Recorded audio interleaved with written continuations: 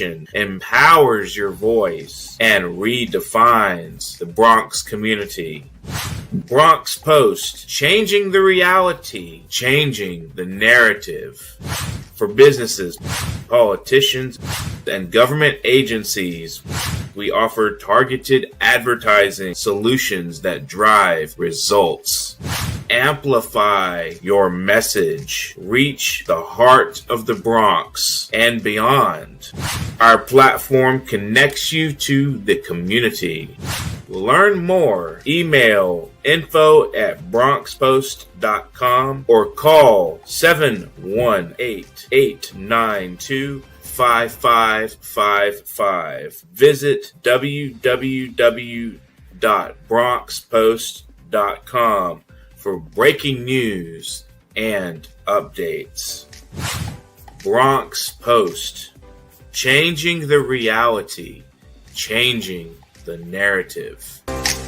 Do you know that there is a publishing company that wants to make life easier for you as a writer? This publishing company is called World Inkers Printing and Publishing. We publish in all different languages, and we're looking for writers of all genres, all formats. We're looking for scholars, ghostwriters, playwrights, poets, short fiction, novelists, you name it. We're looking for anybody who is interested in writing and the craft of writing to be in touch with us. You can reach us at info.worldinkers@gmail.com. With World Inkers Printing and Publishing, you do not require a lot of money to publish with us. Contact us today at info.worldinkers@gmail.com. Become a winner with other authors at World Inkers Printing and Publishing. Give us a shot. We will surely finish you. Give us a shot. We will surely convince you. Every day the news moves fast enough to give you a headline and take it back before you finish reading it.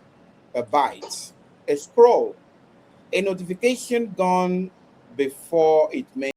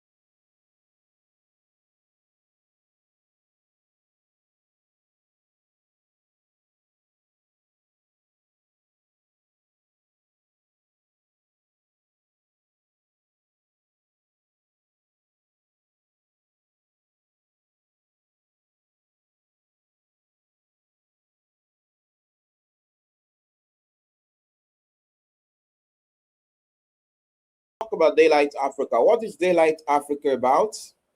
How important is this organization when it comes to immigrants in the Bronx and other part of New York City and even other parts of the United States. They like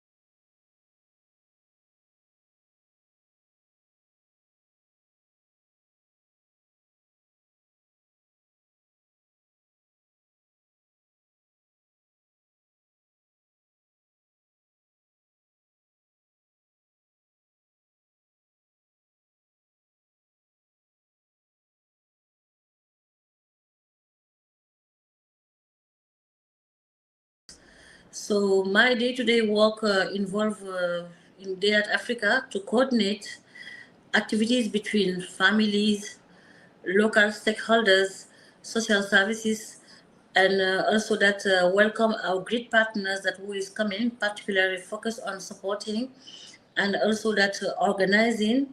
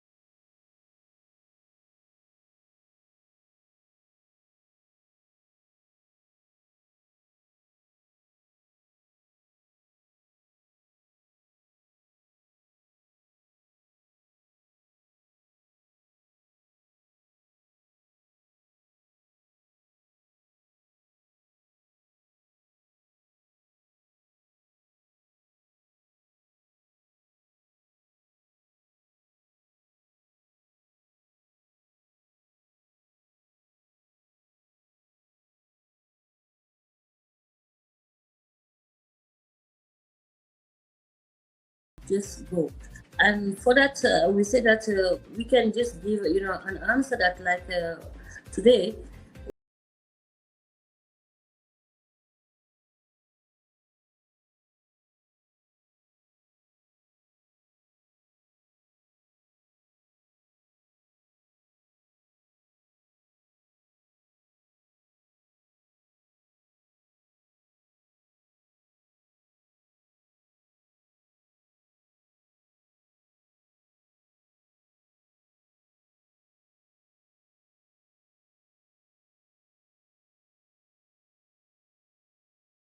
Welcome so many events in New York that about wrestling, about show, so many things that to exchange, cultural aspect.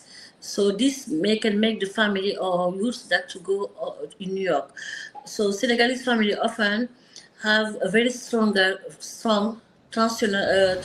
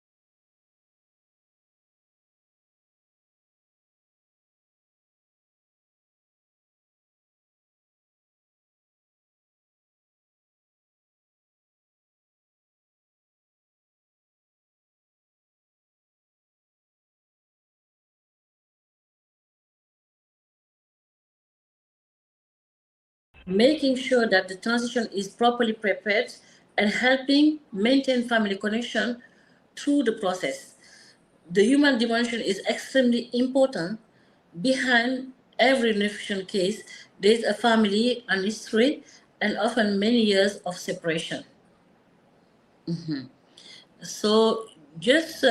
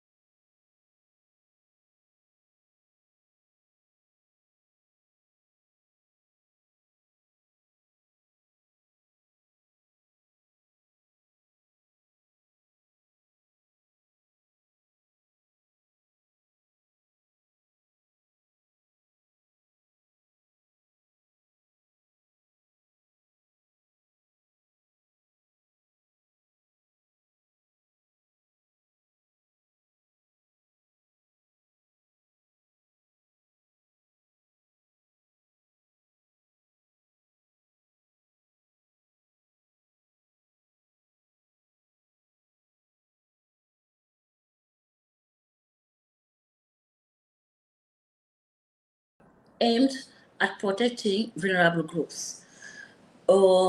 However, there are still significant gaps, For everything, we have some challenges, we are facing every day.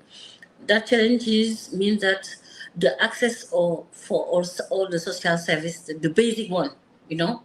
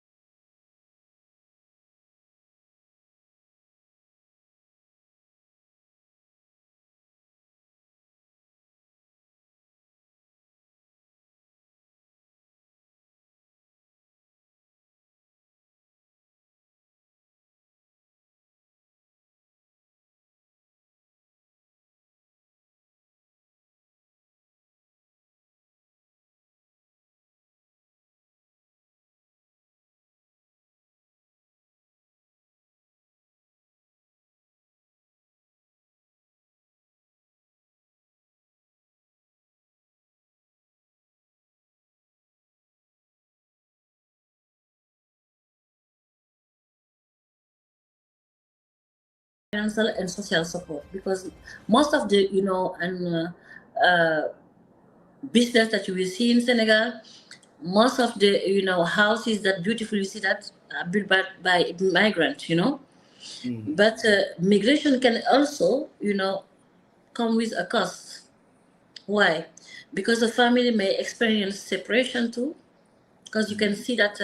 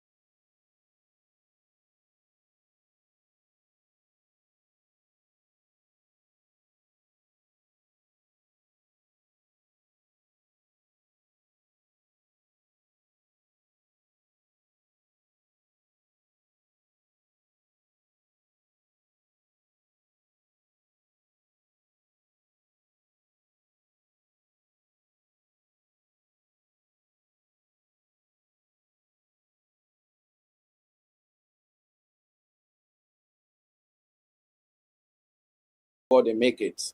So now, what's something Americans commonly get wrong about why people leave Senegal? Please repeat the question, please. Then I can get you. What do you feel that is when you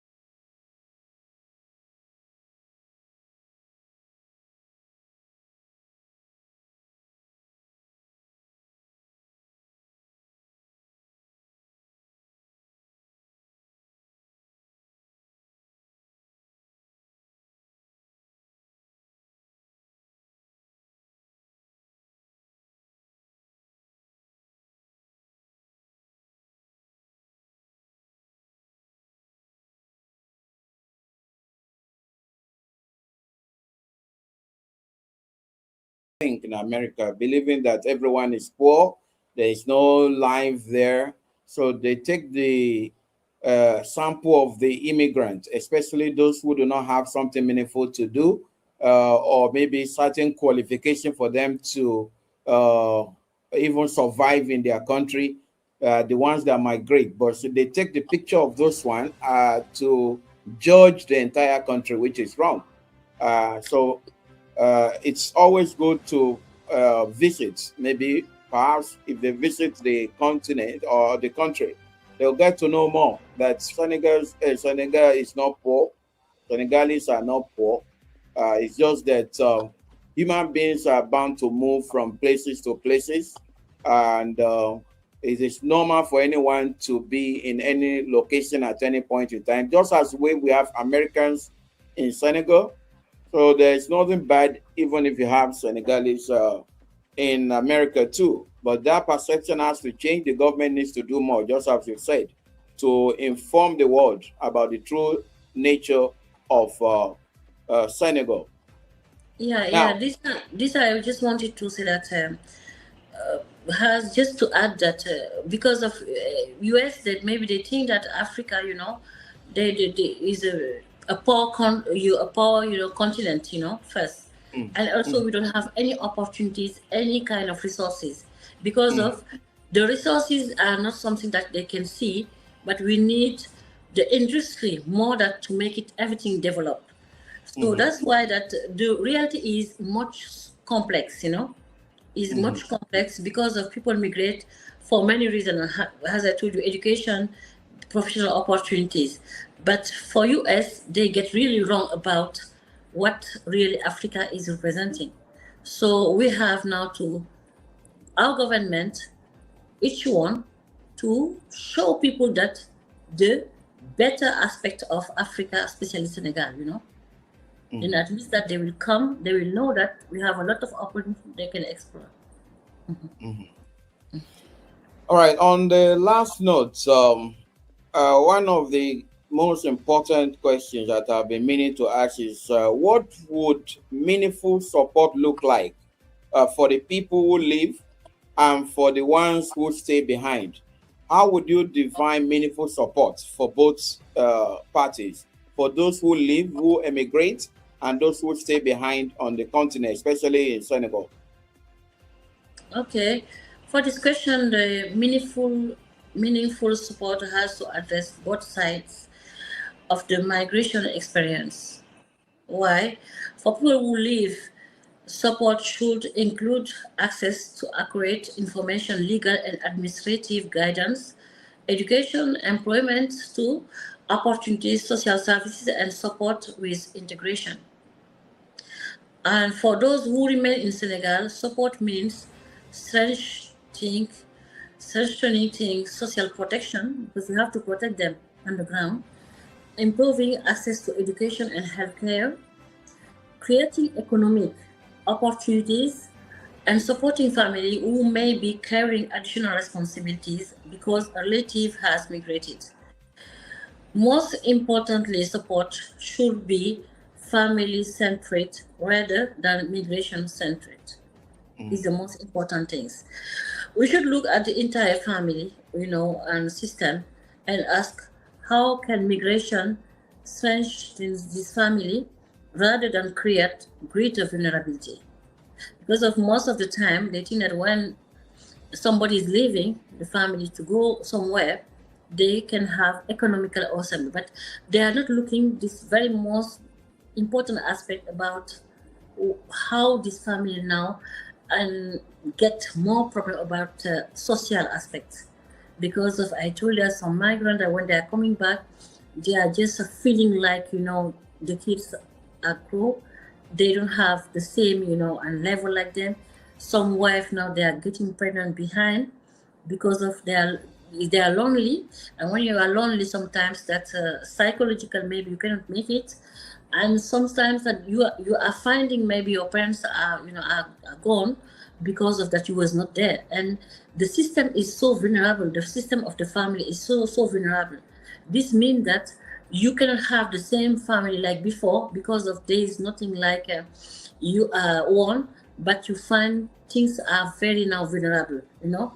Ultimately, meaningful support means building also a bridge between Senegal and the United States, as that Africa is doing every year. A bridge that allows family to remain connected, protect their dignity, and create opportunities on both sides of the Atlantic.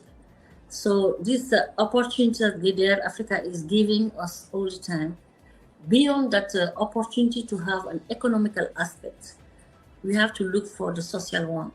Because of without social, we cannot have something very strong economically.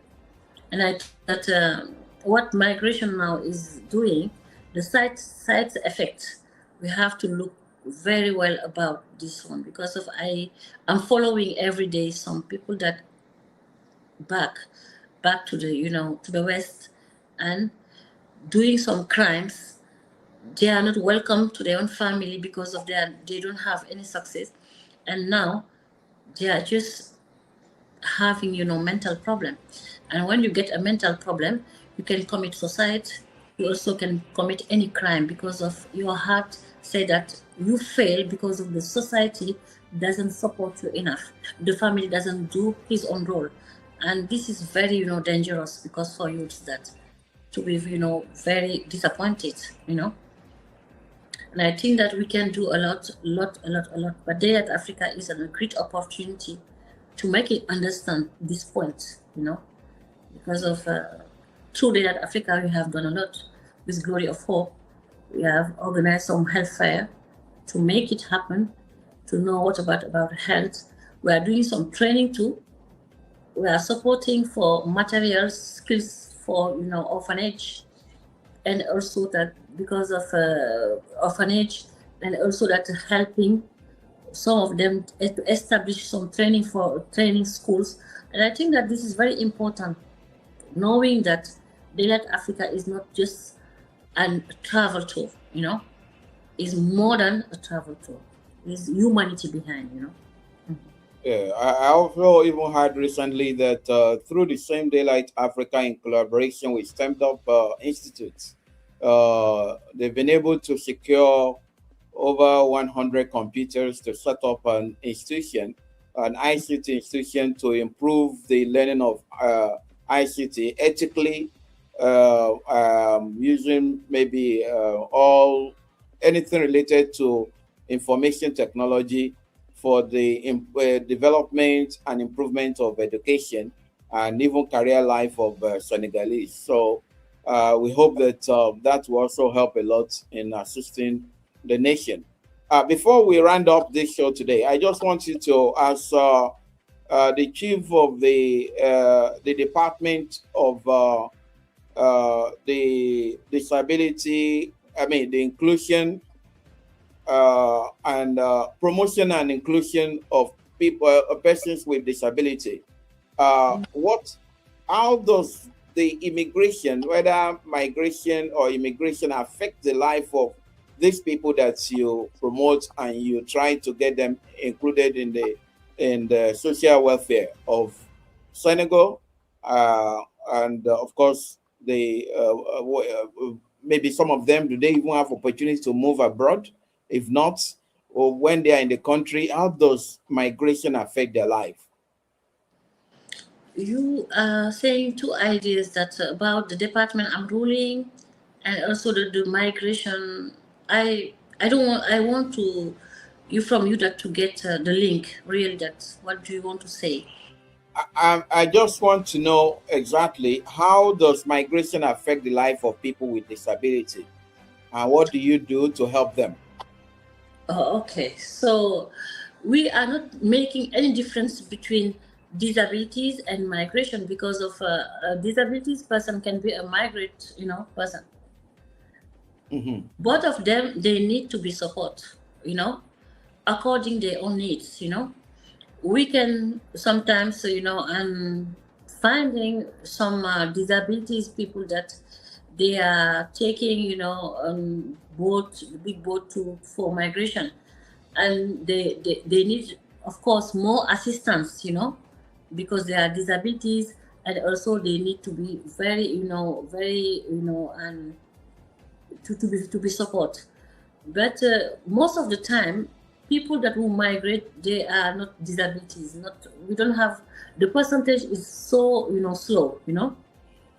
What really that people that the people that who is going, especially that they are strong youths, they are students, they are maybe self employment, that they have money because of that, they are working for themselves. And we have some creature that, but disabilities kids, I'm sorry, person, we don't see too much. We don't see too much. But at the same time, when the migrant is coming back without anything, he can develop mental problem, and he become a disabilities person that we have to take care of. Or maybe he can get an accident, during the travel. We have now to take care of him as a disabilities person. I think that is that point we can develop, because of we are receiving some people that they get an accident. Some of them, they are blind, and so they are coming and they need to be very supported by our own programs. We have to provide psychological support. We have also that to activate it, our program with our partnership, to make them having employment and have a decent life. That's what we can do. But otherwise, that is very, very few people that they are disabilities, that they are taking the risk to migrate. And when they are coming back with disabilities, yes, of course, it's a part of program to take care of them. Thank you so much, Anta, for your time with us on the show today. Thank you. For viewers, that's Anta Ndiaye, Daylight Africa Country Coordinator for Senegal. and the chief of Department for Promotion and Inclusion of persons with disabilities in Senegal. Here, what I want you to sit with. Every time we tell the story of a family arriving in the Bronx, there's a second story we almost never tell. The one still unfolding in the house they left behind, especially in Africa. Anta lives inside the second story every day. So today, she gave us a window into it. That's what we mean by beyond the news bites. Not just where a story lands, where it started. So when you talk about immigration, you don't just look at where they live right now. You have to go back to where they come from. So if your family has roots on both sides of that journey, know that organizations like Daylight Africa are doing the quiet work of keeping those two sides connected. Perhaps that's why their slogan is reconnecting back to the roots. Reunification, support, and follow through long after headline moves on. I am Mutiu Olawuyi for Parrot TV and for every community this network serves on both sides of the Atlantic. Thank you for watching, and we'll see you next time beyond the news bite. See you next week. Imagine a media platform that reshapes the conversation, empowers your voice, and redefines the Bronx community. Bronx Post, changing the reality, changing the narrative.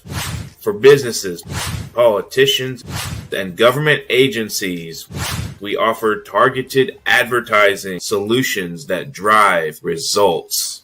Amplify your message. Reach the heart of the Bronx and beyond. Our platform connects you to the community. Learn more. Email info@bronxpost.com or call 718-892-5555. Visit www.bronxpost.com for breaking news and updates. Bronx Post.